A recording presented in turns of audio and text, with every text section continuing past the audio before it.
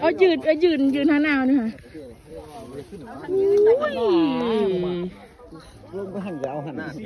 ยิ้มได้เนาะเป็นตานั่นนี่ปลาตัวบุญใหญ่ได้เนาะไป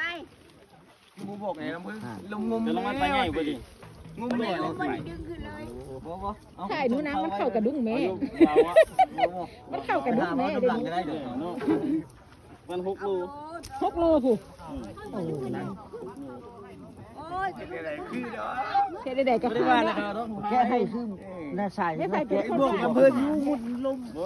งมนี้อันนี้มีแต่ที่เป้าให้นี่เห็นกระบอกที่เป้าอันนี้เขาถ่ายรูปอยู่